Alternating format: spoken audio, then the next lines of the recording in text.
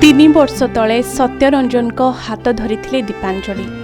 हेले दीपांजलि आदौ भी जानी नथिले जे तांकर एई नुआ जीवन बेसी दिन जीवनी बोली। जो सत्यरंजन को नाँ रे सिंदूर पिंधि सबुदिन पाई बाप घर चली आसी शाशुघर, से शाशुघर को आसिबा परे एते किछि घटिजिवो बोली कल्पना भी से करि नथिले।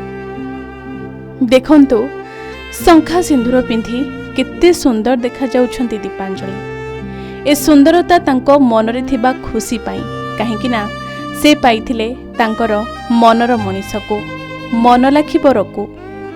दीपांजलि सत्यरंजन को भल पाइबा हेइथिले आउ भारी खुशी थिले तांको पाई।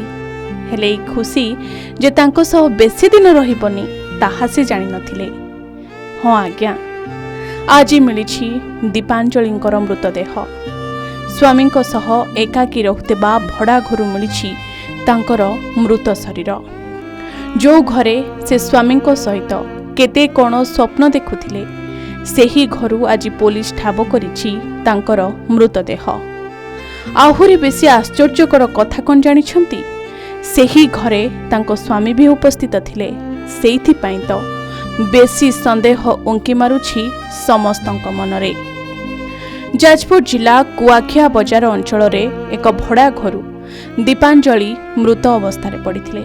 खबर पाई कुआखिया पुलिस गतकाली विलंबित राति मृतदेह को जबत करिछि।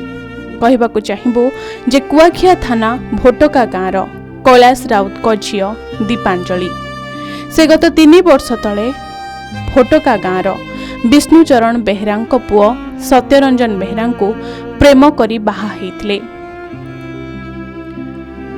बाहाघरर किछि दिन ठीक ठाक तो चलिला, हेले परे पारिवारिक विवाद जोगु उभय पति और पत्नी कुआखिया मधुबन रोड ग्राम्य बैंक निकटरे भड़ा घरे रहउथिले। तेबे मंगलवार मध्याह्न समय घर भीतर पटु बंद रहितला। घर भितरे स्वामी सत्यरंजन भी थिले। दीपांजलि परिवार लोके फोन जोगे जोगाजोग करथिले मध्य कोनोसी उत्तर न मिलिबारु स्वामी सत्यरंजन को फोन करथिले। हेले से मध्य कोनोसी संतोषजनक उत्तर न देबारु परिवार लोके आसी घर भितरु दुर्गंध बाहरुथबा देखिबाकू पाइथिले।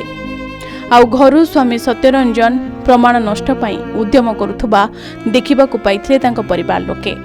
एहा परे सेमाने पुलिस को खबर देइथिले। पुलिस घरर कबाट भांगी दीपांजलि मृतदेह जबत करबा सह सत्यरंजन को निज हेफाजत को नेथिला। दीपांजलि शरीर रे विभिन्न स्थान रे क्षत चिन्ह थिबारु परिवार पक्षरु एहा एक सुचिंतित हत्याकांड बोली अभियोग करा जायछि।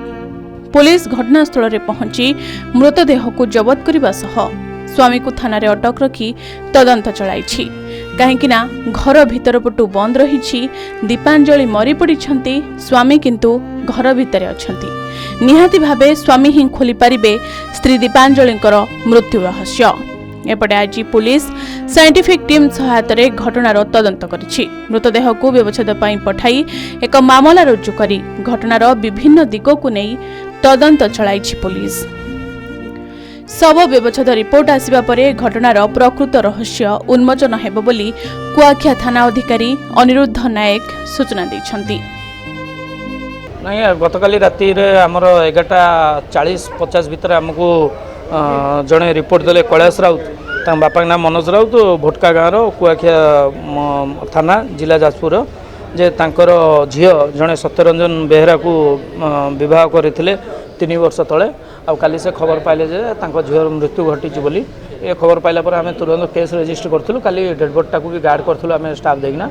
आज तहसीलदार सार आसले आमर रसुलपुर तहसीलदार सार एक्जिक्यूटिव मजिस्ट्रेट हिसाब से एवं आमर साइंटिफिक टीम भी आसले, डिस्ट्रिक्ट साइंटिफिक टीम आसले।